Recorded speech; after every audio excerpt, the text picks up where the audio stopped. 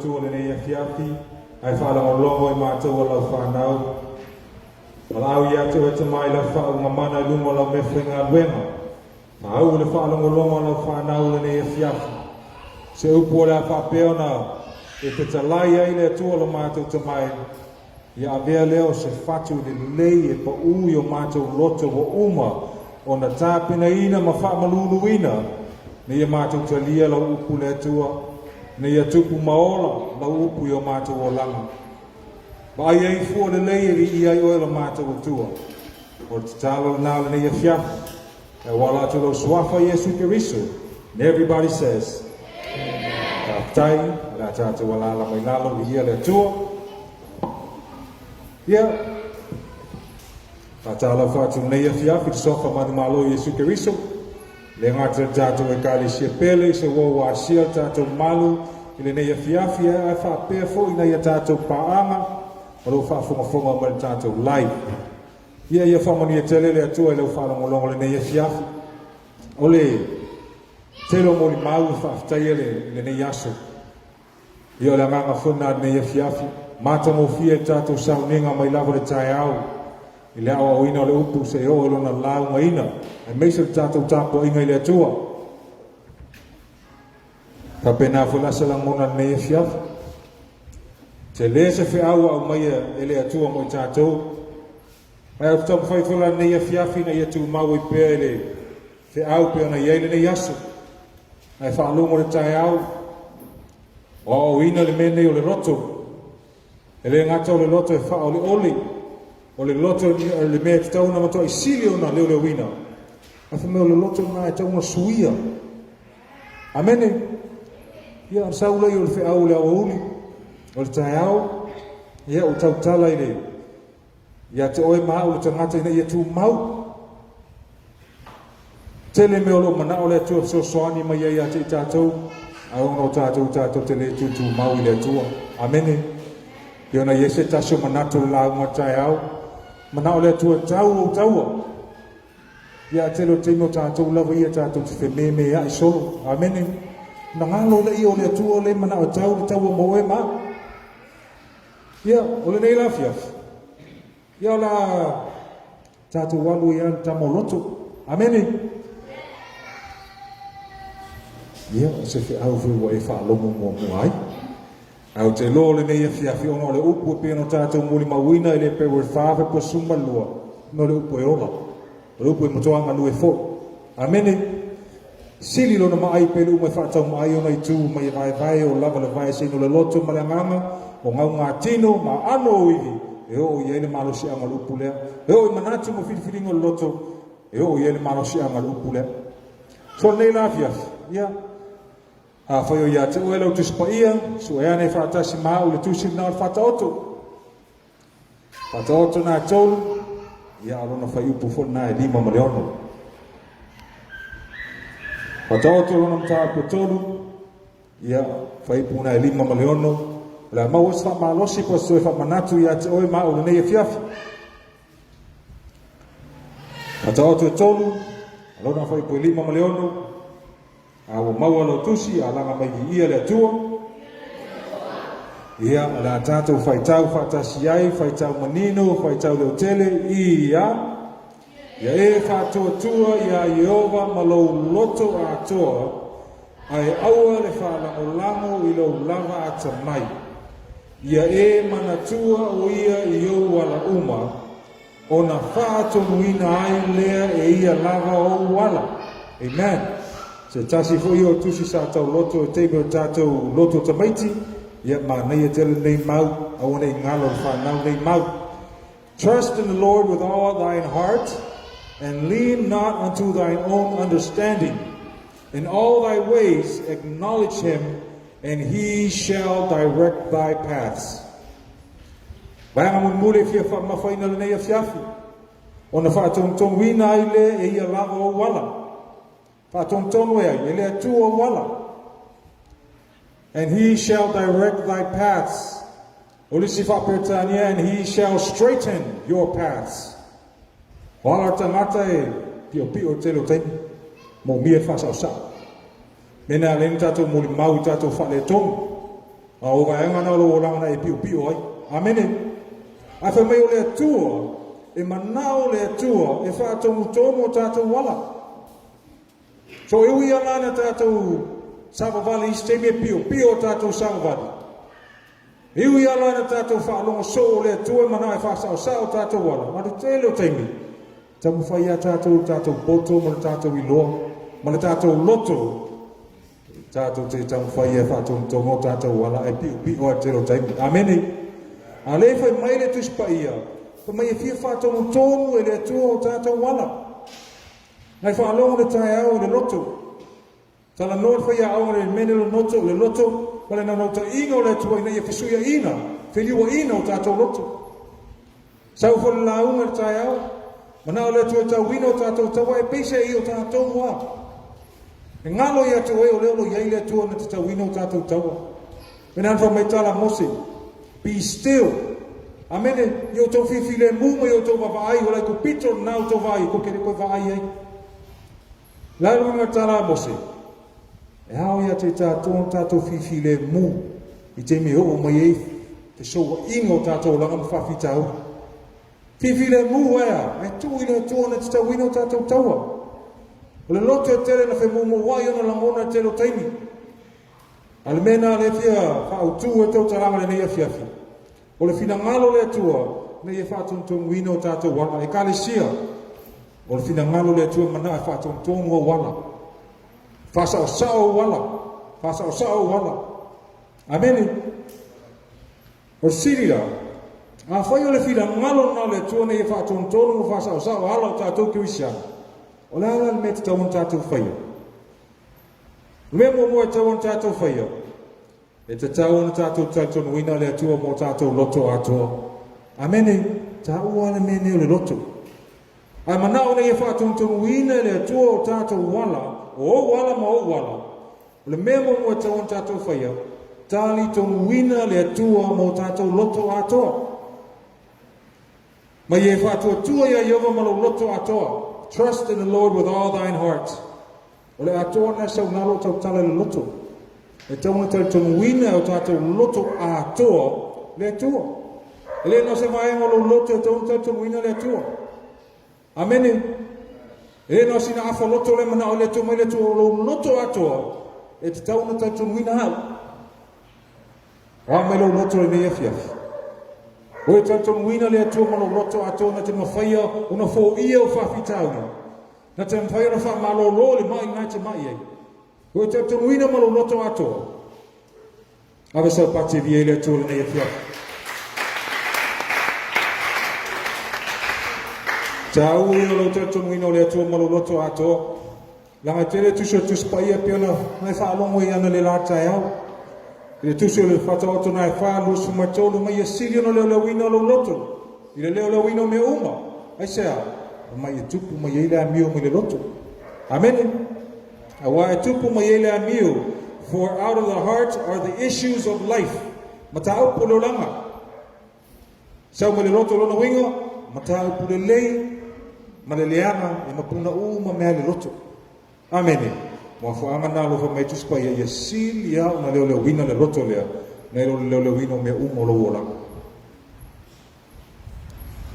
Telo. Le fanata o tae. Fa mai le loto silia no fa le ole e tu sina le Jeremia lo ta po sumar fitu. Fa pu eva mai silia fa le ole lo loto mea uma. Au matuale anga lava po ai se na te mafai o nei loa. Lo no winga le fa mele le tusi Jeremia le ma se malama le mene o loto. Ele ama, o fa pertani te sifo. Ta ua le fa ia ama ta o fa mutu lua le mene o loto. Siri ia po ai se na te mo fa ia nei loa te lo na le tua la ve sila fia le loto tangata. E o fo ia te oi na te ala mai nei fiafu. Fa pia o e lo loto. O le atua na te sila fia le loto tangata langa i whai pa se fulu nai se so e whai lalo tusina Jeremia sumar fitu. Ka mai o awa i oma o le sua i le loto tofu i manatu ina ia tu inatu tangata ta itasi e tusa maunala e tusa foi ma le fua o ana ami oma. So na winga e le ngata na malama leile atua le loto o e nama le loto au. E sua e foi le atua i o mana tuna tuma. Ai na te tauia fo i tātou e tusa ma tātou amionga. Nō winga a le leilo loto, tauia o ile tua le leilo loto. A patpalama le anga lo loto, tauia fo o ile tua tusa ma patpalama le lea na iu tātou loto. Amene, a resa pati vi ile tua.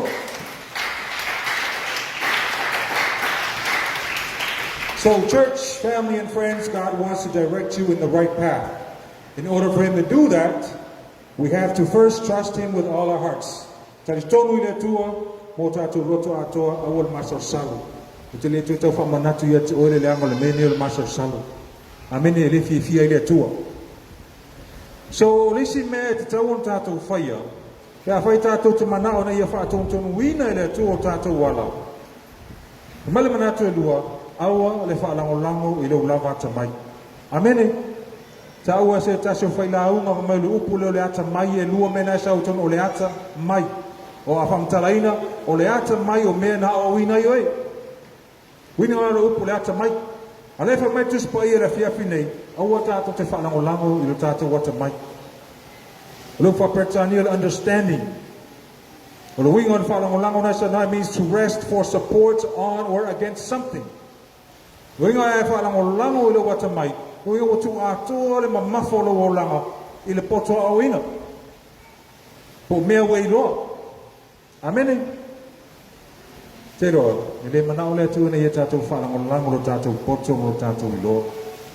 E manao le atua tātou te whaalangolango ti ate ia. Amene. Ia e whaalangolango i le atua, au te whaalangolango i le poto mo lo wata mai. Whaalangolango i le atua mai le poto mamā, le poto mai le langi. Amene. O mena tauna avi elo whaalangolango. O le manaonga le tua na ia tātou whaalangolango mo tal tonu le ana upu. Whamele mua le ko nito tolu, pai po suma le iwa. Whamai awa o le poto le neila langi. O le valea le ilumo le tua. For the wisdom of this world is foolishness with God. So o tātou te whaalangolango tātou wata mai. Eifo le pese masani o tātou na uso tātou team. Whaalangolango mai. O te mawhaia, o te mawhaia, o a ula vale atua, o te mawhaia. Amene? E manao le atua tātou te whalangolango ati a te ia. O te whalangolango i leo poto malo iloa. Te loa na nafi na whaile seminale a ngasasa talano ina le tala ia Tanielu. E na lafo le ua o leona. Te loa me me le atua o ni whalangolango i leo wata mai. I le tala Tanielu. Tanielu na le lela maftanga martupu o tāriu. Alofo i ele tupu. O va ai ele tupu le wha maoni o Tanielu. Aula wari sili ana iai. Tangata ia pa potom tāta moro. Ule fifi a Tanielu. O si tia tu langa e ule fifi o loto leanga. O loa tanga whaile tupu. Me ia whaise tu la fono. Mo le tolu se furu aso. Au ni to e ifo se tasi se isi atua. Au ni to e vala au se tangata po se wha moe moe tangata. Tau lava le tupu. Kumalaya le tupu a maua se isi so lia lo tu la fono lea ia la fo le luo le oma no le tawa na tupu sangi na ia pe o tu la fono me tai persia e le ma foi te talaina se no io ia tupu le lo tupu te mele ta pena penela wa ia o no le la wa so e Tanielu o tu maua ia la ta talo Tanielu lo na tua no le wa ta le tupu te lo o te le tupu ta o Tanielu le so lia tu la fono ai fai tau ia le tala, po mai na pō le lene mea, o tau ma whai le tupu o tāriu, i se au wala, ina ia whaasauina mai lona wole o Tanielu, na tau ma whai lona pōto ma lona iloa, a te roha mai pō le lene mea, e le ma whai na maua se tali, le ma whai e lona pōto na sa iri se awala la vea i Tanielu, a te roha mora tangata e whaatua tua le whaarangolango lona pōto ma lona iloa, tangata ne o Tanielu, Pamaina wa malama le tai au saban bali atu tupu. Wa uma na tau mawhainga wana le mawhainga na lawe ia lona ua Tanielu. Wala tu atu tu mele ile lua. Mala au Tanielu. Wala vea i ere atua na tai au nai lo wola. Ufata ia le tupu whalongo tu tali mai Tanielu. Ia soi fua o le tupu. Leo awina mai le atua lana angelu mala vea ia te au mai muto le ona. Amene. Whalongo lango tupu lona poto lona tamai. O Tanielu o tangata na whaalangolango i le atua. Amene. Sa ua le atua la veai. Whamai o le mea le mawhai. Whamai e peo le o le tula fono me taipo se le ma fai na talaina le tula fono le na sainga tupu so o fiu le tupu lo na poto mo le loe tama fai se awala la ve ina tanya a te lo na ma fai le tua si le tu le poto le tua amen sa wa le tua ta afi muto le ona au et fala ngolango lo lava tamai fala ngolango le tua to te lo le va avere no Titanic le masanina e mata ai fa fianga e maka ai the Titanic tala anga te malo sa tu sia le architect tu sia le atol va ale na tu le va mo le estimate le na foi vai tini tala te malo na tu sia le atol va even God can't sink this ship mai ho ile tu le ma fai le tu na fa moto le va ale tau tala tanga lo na poto mo mai lo ai te lo mena ngoto va ska mai ai sa ka fika fesan aro korva aso ai sa moto le va amen au te fa lango le la bata mai ai mana ona ia fa tonu le tua wala au te fa lango le wata mai fa lango le tua amen ele gata na au ni tatu fa lango le tatu wata mai la uma tatu la uma ai fa mele mana tu tolu ne ia fia a fai tatu te mana ona ia fa tonu fa sa le tua tatu o langa male mana tu tolu ye lona e ola faftai le tua amene ye ola faftai le tua fa mal foi po ono tu si sa tato fai tawina ye mana tua o ia yo wala uma in all thy ways acknowledge him o ola faftai le tua te lo tato mo mau te mo mau le anga le tua e lona e faftai le tua o mana tua ona te tau le faftai le tua le ola ya so uma te le yalu ngaduenga faftai le tua e ala fai mali ne ya so fo amene ola faftai le tua tele mele le o fai le tua mo o ma o kalesia o le fasili o ta o mana tua e ona fa foi faftai mali bi inga le tua amene o stemi bo fa tanga ina me te tupu mai o tata olanga ma bola fa pe ia o misi vo mi yaso o le mai foi le tua le yaso ya la kafi fafkai amene masalo le mena o pio o ya la o istangat amen o ta hafi le faftai ave le tua o ta hafi le viinga tau na ave le tua na mai le tua le ola ma le maros o le manava na ia tua me mai le tua e o lava tatu faftai le tua e nga duenga amene to fio to na talo le tua mo sanga duenga na o fafai ro le tua lo mana o mana tua na faftai le tua na mea o si tatu talo le tua nga duenga ma nga duenga ke ia ore ko fa ia lo fa mo muon me na talo le tua fa ngalo le tua amene awone ngalo ia te ona ola faftai le tua tara tu spai le pela vai to sfulu na fa malo lo Yesu ile tu sino luka pe po sufitu masuma vale fa mai ona feta la ia tu leo Yesu o fa pe atu ele fa mai na ele to tino nga fulu au fe ele to iva ole lo ni e to ele atona to e foi mai vi atu le tua na le tangata esi amen to sfulu pela fa malo lo ina nga to tasin to lo foi mai fa ta ia Yesu ke visum avelan fa ta ile tua amen ye lo na ola fa ta ile tua ko mai foi puna ono ye mana tua o ia yo wala uma o fa peta ni ola mana tua no acknowledge. To acknowledge means to accept or admit the existence of truth. No inga ye tau tino ina le moni ma fa maoni le tua amen aone e ngalo ye mana tua yo wala uma lo ingo vanga uma lo langa ye mana tua na fa foi fa tai le tua le ala va se me fa ye fa manu ye le tua ye toi aone e ngalo fa lo le tua ye mol ma wina le tua ye fa tai le tua i vanga uma lo langa kale sia le nei fiafi o le fina ngalo le tua mo o e mau ia fa ton o tata wala ilisi fa le unga fa pertania he wants to straighten your paths fa sa o me lo langa na pio amene wa vai mo lo langa na pio te fiu ile ma losi tam fa sa te lo tangata fa me ke wa ko lo se ka ku wa kwan mere se mai dia ko ma le vai nga le wa ko le lo e te fiu e ke vai e nga vai nga na te vai e amene e tu ile tua mai mana ole tu fa ton tonu fa sa o tata wala ala me ton tata fa ya mo mua ta ton ile tu mo tata roto ato lua aua e te fa lango lo lava te mai ma le tolu ye lo na fa tai de tu amen te lo me ye tolu te len tau le va ai i vai te mini tata ye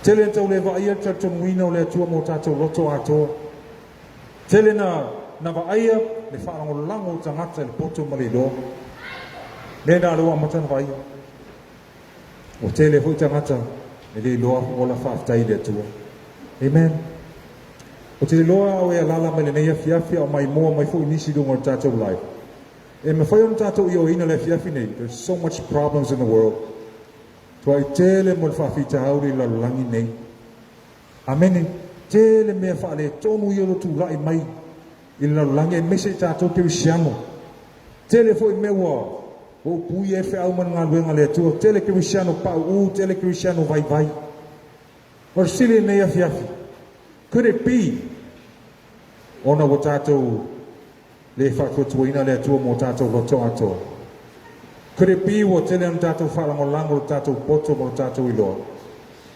and could it be o se asa e o la whaftai le tua. Amen. Se mea tauna e manatu le nei e fiafi. Fa mai e manao le tua e whaatongtonu whaasao sao tātou wala. If only we trust him with all our hearts, we lean not on our own understanding, ma ia tātou whaftai ia te acknowledge him with all our hearts. Amen. Le nei e fiafi o te e whamanatu ia te oele upo le tua.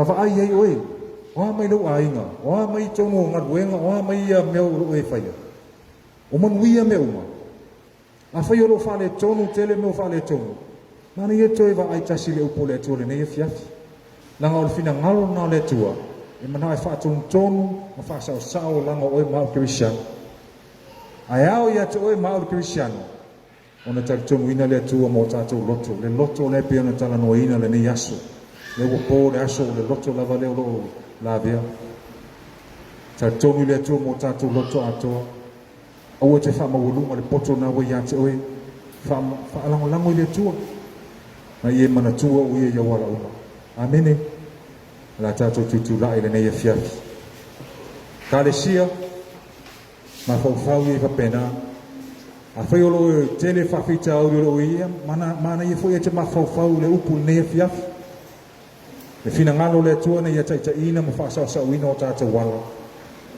A o siru o whailo vaima, o siru na nea fiafi. Nau susu atu teams tātou pese, tui nātu nea manoi atu oela o e kāle sia pele. Ie lo le fina ngalo le tua mo i tātou o lana whanau. A o e tūlai e le nea fiafi e te siri lava o i atu o e o whailau maduenga. O e whatua mai tartanuina le atua malo roto ato. O e whalangolango le atua po e whalangolango lava i lau poto malo wiloa po e whalangolango po i talawisi. O e manatua o ia wala uma. O e manatua na e whaftaia le atua ia wala uma. A whaioro e whaia me nao te nao e whailo i atua o longa due le atua e whaatonu tonu o whaasao sao wala le fiafin nei. A e whaia le ai te manao i te sau i le atua.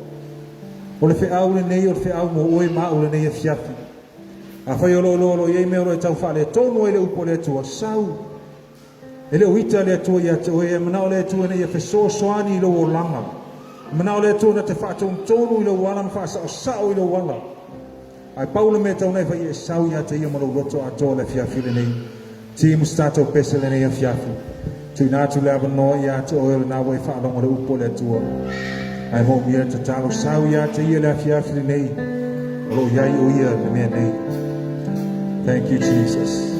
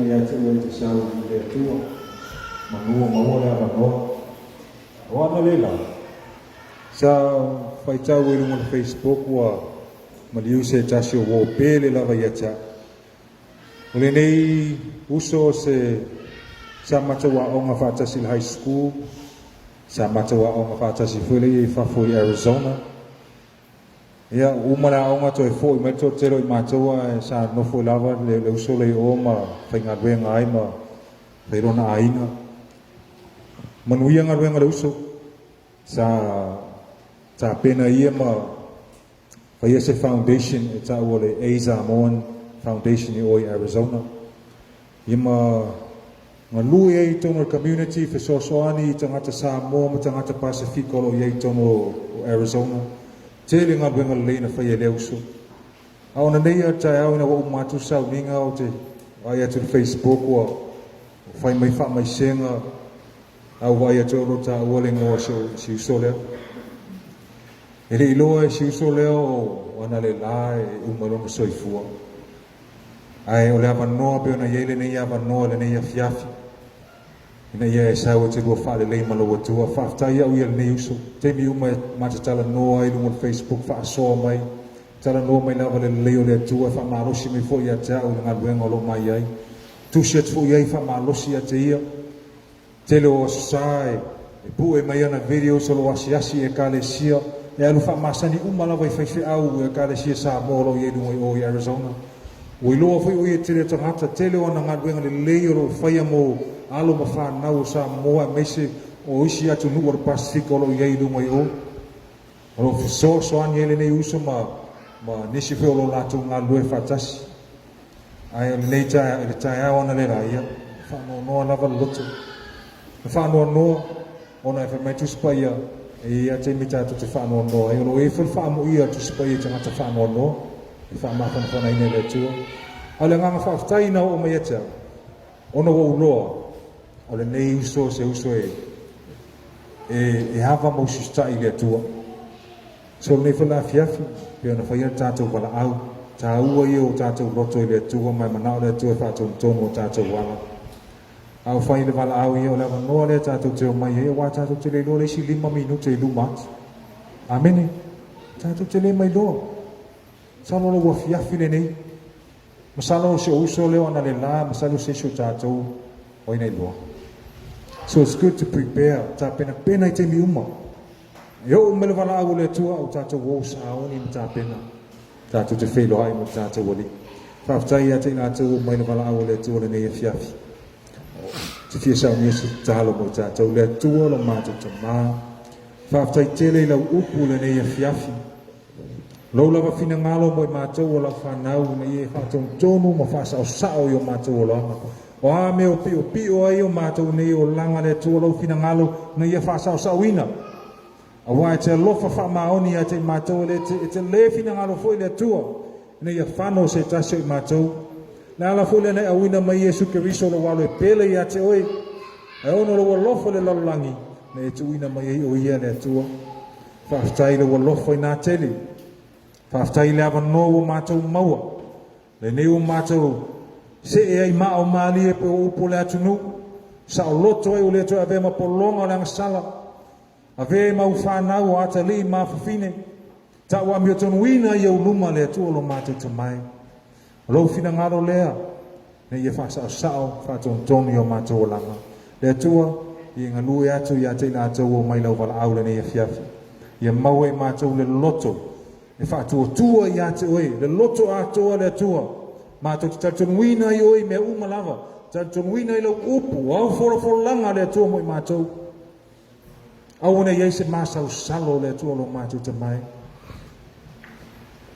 au fo ni o mātou whalongo lango lo mātou poto mo lo mātou i loa le atua wai si e se lava le poto oe e o iau manatu le atua sili o mātou manatu lea le atua e ia te mātou lava le anganga lea au ni o mātou whanau lango lo mātou poto mo lo mātou i loa ma ia mātou manatua pea o na whawhitaia oi vaianga uma lo mātou o langa le atua whawhitai lau upu le nei a fiafi whawhitai a te lātou o mai talia lau wala au ai mai se fo la tolo fa fonga mai le nei afiafi ile nei live ia e fa manu ia atu ia te la tolo ma to tua ia yo manu ia le tua i lunga o ona sa te ia tapo inga la fa na yo luma anga le lei o le tua le team lo langina o pese ino viinga anga le lei fo ile tua le vai le media le tamo fainga fo ina ia molio le nei polo kalama i lunga o penga ta fa i langi le tua lo ma to te mai ia i peo fa manu ianga le la le tua lo ma to te mai i lona taua mataina le tua i tupu mola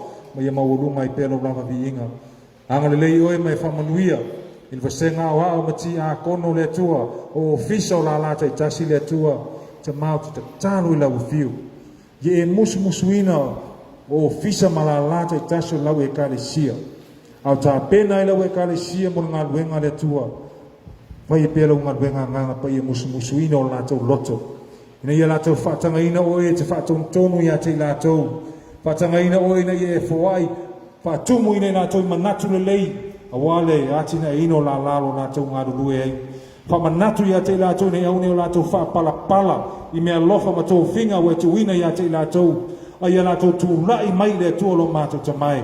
Ngā lulue manu o ao le tua a wā o mai le pō na mātou marolo i lea le tua. Anga le lei oe le tua i le nei a fiafi. Ia ingo lau e ka le sia mātou te leo mafuta ono o mai o le tino le tua i eiro wha marolonga ia te lātou. Whamanu ianga le tua ia te lātou. Tā pena ina se taimi se aso mātou te toi whailoha i le tua. Anga le lei fo i eolo mai mo mai le tua le nei a fiafi le polo kalama. Whamanu iatu ia te lātou e sila fia fo i o lātou loto le tua. Whawhailo i o lātou manaonga e tusa malo lava fina ngalo lo mātou te mai. Fo i matu mau ia te oelo lava vi inga te mai. Nei masa o masa i o le whawawau lava. And everybody says, Amen. Amen. Whawhitai, ia o le atatu walala mai lalo, ia le tua. Ia to ave leo sau pate vi e le tua le nei a fiafu. Whamalo atu tatu e kawe sia le whamalo losi. E le ngata le lafu i vai aso ia o le amatalia e fo le nei vai aso fau. Ia whamoni ia tele le tua i tatu e kawe sia. Anga le lei le tua mpui ma leo ia te utau a wafo le nei vai aso wa amatalia. Ma wa pele ola ma le malosi mai le tua, ma le poto, ia wafo i whanau o whea ngai ma o onga, sauwina i tātou le toto o tātou o lio Iesu Keriso, ia talo fo i le tua, ina ia whaapenga ina o tau i le upu o le tua. O i se tasio la taitaina atu le tua ia te oe, ia maua upu mai le tua te whaasoa i mai whaamarosi le nā tangata. Ma ia mai mtua whe au ia na e whaalongo ai. Pena ia ni tai au, tu mau. Amene, ua te foi ia. Anga i peruma. Yes, e te me fta ia i mwhita, mwhenga tānga rwemu, ua te whawai. Savali peruma, anga i peruma.